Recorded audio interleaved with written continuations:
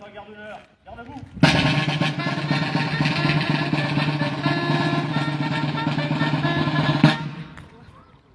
Au drapeau.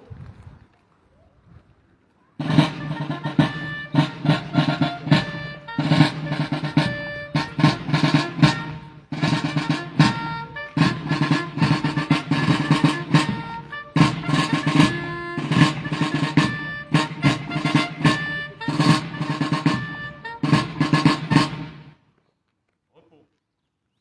Ouvrez le banc.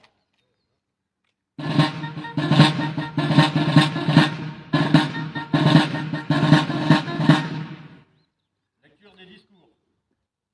Lecture du message officiel des associations nationales de déportés par Madame l'adjointe aux fêtes et cérémonies.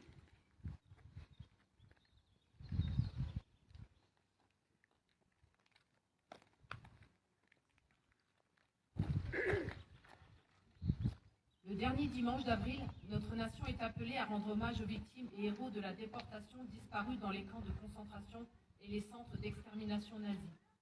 La mort par le gaz, le travail forcé, la faim, la soif, les sévices de toutes sortes. Tel était le traitement infligé à tous ceux que les nazis considéraient comme des ennemis de Reich, en raison de leur engagement dans la résistance, de leurs choix politiques, de leurs convictions religieuses, de leur mode de vie, ou même sans raison particulière pour toutes les victimes des rafles. Lorsque les armées alliées entrèrent dans les camps, elles ont été confrontées à l'horreur de l'enfer. Parmi les milliers de cadavres qui jonchaient le sol, des survivants erraient parmi les décombres, regards vides, corps décharnés, des enfants, des femmes et des hommes dont l'identité avait été retirée pour mieux les avilir. Il s'agissait d'une entreprise systématique de déshumanation poussée à l'extrême jusqu'à la pratique d'expériences pseudo-médicales par des médecins nazis sans aucun scrupule. Malgré l'avancée des forces alliées sur tous les fronts, le Troisième Reich n'a pas renoncé à son dessein mortifère. Il ordonne l'évacuation des survivants des camps qui se transforment en d'impitoyables marches de la mort. Les déportés qui sont revenus de cet enfer ont vécu un retour difficile à la vie et à la liberté. Mais, fidèles au serment prêté à leurs camarades disparus, les survivants ont, malgré leur propre traumatisme ou la difficulté d'être crus, pris le chemin courageux du témoignage. Au moment où les derniers déportés nous quittent, la remémoration de leur engagement et de leur sacrifice doit continuer d'être un rempart contre l'ignorance, l'oppression et l'antisémitisme. Aujourd'hui se jouent de nouveaux équilibres mondiaux dans des rapports de force anxiogènes et le combat des déportés attachés au respect du droit international, porté par le tribunal de Nuremberg, ne doit pas rester vain. La mémoire de la déportation s'inscrit dans le patrimoine immatériel de l'humanité, en ce qu'elle a de plus sombre aussi dans sa transmission, se veut tel un acte de confiance à l'égard des jeunes générations dont la conscience et la responsabilité doivent permettre de garantir les valeurs civilisatrices de paix, de liberté, de dignité pour tous.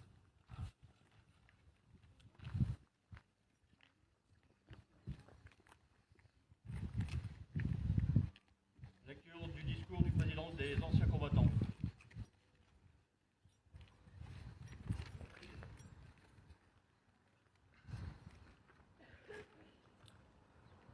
Aujourd'hui, en ce 26 avril, nous nous rassemblons pour honorer la mémoire des victimes et des héros de la déportation. Depuis 1954, cette journée, inscrite dans notre calendrier républicain, n'est pas seulement un moment de mémoire. C'est un appel, un rappel, une exigence. Celle de ne jamais oublier ce que furent la déportation, les camps et l'entreprise systématique de destruction menée par la barbarie nazie. Nous pensons à ces femmes, ces hommes, ces enfants arrachés à leur vie, à leur famille, à leur pays, mais aussi à leur dignité, qui ont connu l'arbitraire, la faim, l'humiliation, la violence, l'horreur, l'indicible. Parmi ces destins brisés, notre commune porte le souvenir de plusieurs Évinois morts en déportation.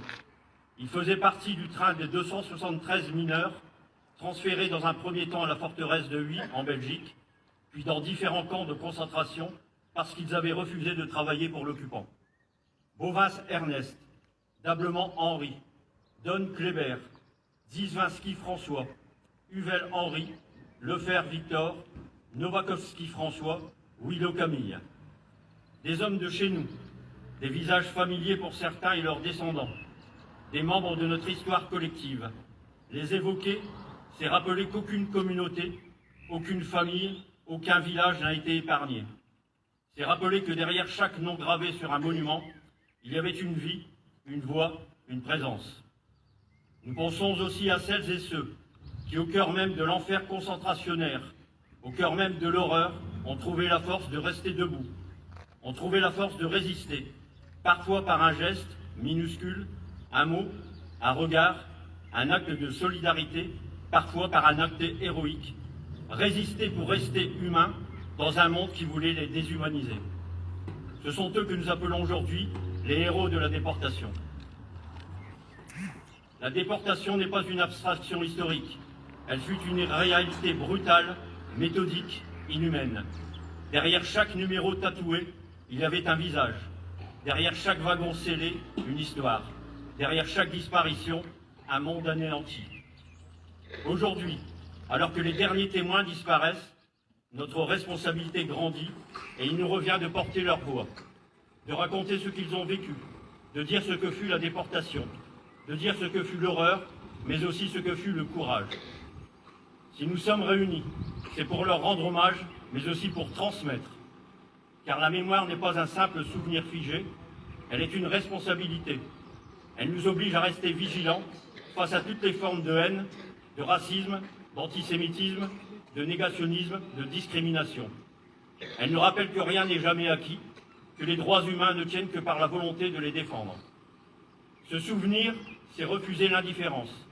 Se souvenir, c'est protéger la dignité humaine. Se souvenir, c'est transmettre aux jeunes générations la force de dire non, la force de résister, la force de défendre la liberté. C'est de veiller à ce que jamais l'indifférence ne prenne le pas sur la vigilance. À celles et ceux qui ont souffert, à celles et ceux qui ont combattu, à celles et ceux qui ne sont jamais revenus, nous disons aujourd'hui, nous ne vous oublions pas. Vive la République et vive la France.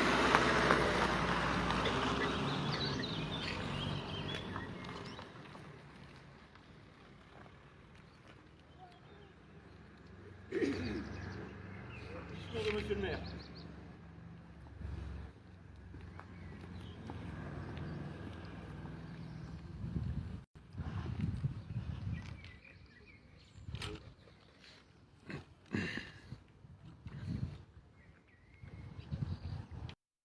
Mesdames, Messieurs, chers anciens combattants, chers porte-drapeaux, chers musiciens, chers jeunes présents parmi nous, chers habitants d'Hénin-Malmaison.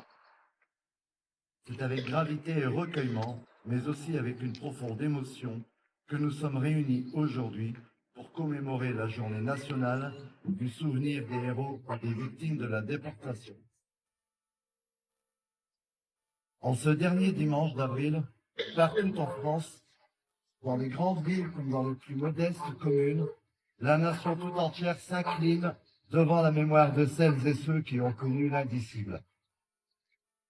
Elle se recueille devant la souffrance de millions d'êtres humains, broyés par la barbarie nazie et par l'idéologie de haine qui l'a portée. Nous pensons aujourd'hui à ces femmes, à ces hommes, à ces enfants arrachés brutalement à leur foyer, séparés de leurs proches, humiliés, marqués, déportés dans des wagons scellés vers le camp d'extermination. Nous pensons à ceux qui ont quitté leur maison sans savoir qu'ils n'y reviendraient jamais. Nous pensons à ceux qui ont connu la faim, les coups et la peur permanente. Nous pensons à ceux à qui l'on a voulu retirer jusqu'à leur nom, jusqu'à leur dignité, jusqu'à leur humanité même. Aujourd'hui, nous pensons à chacun d'eux, à leur visage, à leur nom, à leur regard, à leur vie interrompue, à leurs rêves anéantis, à leur famille brisée pour toujours. Nous pensons à celles et ceux qui furent persécutés parce qu'ils étaient résistants, parce qu'ils étaient juifs, tziganes, opposants politiques, homosexuels, handicapés, ou simplement désignés comme différents par un régime fondé sur le fanatisme et la négation de l'être humain. Nous pensons aussi avec un immense respect à celles et ceux qui ont trouvé la force de résister, à ceux qui, malgré la terreur, ont refusé de céder, à ceux qui ont caché, qui ont aidé, qui ont protégé. À ceux qui ont partagé un morceau de pain, un geste de solidarité, une parole d'espoir. À ceux qui ont maintenu vivante la flamme de la dignité humaine au milieu des ténèbres. Leur courage nous oblige, leur force nous inspire, leur mémoire nous guide. Car cette cérémonie n'est pas seulement un hommage rendu au passé, elle n'est pas seulement un devoir de souvenir inscrit dans le calendrier national, elle est aussi un message adressé au présent et un avertissement pour l'avenir. Car l'histoire nous enseigne une vérité simple et terrible. Rien n'est jamais définitivement acquis. Ni la paix, ni la liberté, ni la démocratie, et ni le respect de la personne humaine. Lorsque l'on banalise la haine, lorsque l'on tolère les discriminations, lorsque l'on ferme les yeux, revient et devient le racisme, l'antisémitisme, le rejet de l'autre. Lorsque l'on accepte l'intolérance comme une opinion parmi d'autres, alors les fondations mêmes de notre République vacillent. C'est pourquoi nous devons rester vigilants. C'est pourquoi nous devons rester unis. C'est pourquoi nous devons rester fidèles à cette promesse, ne jamais laisser l'oubli ouvrir la voie au retour de la barbarie. Le devoir de mémoire n'est pas une formule, c'est une responsabilité. Nous avons le devoir de transmettre aux jeunes générations la vérité de l'histoire. Nous avons le devoir de leur apprendre ce que coûte l'indifférence et le silence. Nous avons le devoir de leur rappeler que la liberté est fragile et qu'elle se protège chaque jour. Nous avons le devoir enfin de leur transmettre le sens de la fraternité, du respect, de la dignité humaine. Chers jeunes présents parmi nous aujourd'hui, vous êtes les héritiers de cette mémoire. Demain, ce sera à vous de porter ces valeurs, de faire vivre la vigilance républicaine, de refuser les discours de haine et les divisions. Ici, à Évin-Malmaison, terre de solidarité, de courage, nous continuerons humblement mais résolument à faire vivre cette mémoire. Parce qu'une commune n'est jamais trop petite pour porter de grandes valeurs. Parce qu'aucun territoire n'est trop modeste pour défendre la République. Parce que le souvenir appartient à tous. À celles et ceux qui ne sont jamais revenus. À celles et ceux qui sont revenus marqués à jamais. À celles et ceux qui ont témoigné pour que le monde sache. À celles et ceux dont les voix résonnent encore dans nos consciences. Je veux dire au nom de notre commune, nous ne vous oublions pas, nous ne vous oublierons jamais. Que leurs souvenirs demeurent vivants dans nos cœurs, qu'ils demeurent vivants dans notre école, dans nos familles, dans nos institutions, qu'ils demeurent vivants dans notre République. N'oublions jamais. Vive la mémoire, vive la République, vive la France. Merci.